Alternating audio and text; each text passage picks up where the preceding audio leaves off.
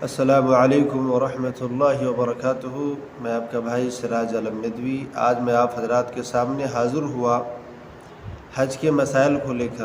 وہ ہے وقوف کے مستحبات۔ یاد رکھیں کہ وقوف میں مستحبات کیا ہے۔ نمبر 1، زوال سے پہلے وقوف کی تیاری کرنا۔ نمبر 2، وقوف کی نیت کرنا۔ اور نمبر 3، قبلہ رخ ہو کر وقف کرنا۔ نمبر 4، کھلی جگہ اور دھوپ میں کھڑے ہو کر وقوف کرنا اگر کوئی مجبوری نہ ہو۔ نمبر 5، دعا کے لیے دونوں ہاتھ آسمان کی طرف اٹھانا۔ نمبر 6، دعا کا تین بار تکرار کرنا۔ اور نمبر 7، دعا کے شروع میں حمد و صلوات پڑھنا اور دعا کے ختم پر حمد و صلوات پر آمین کہنا۔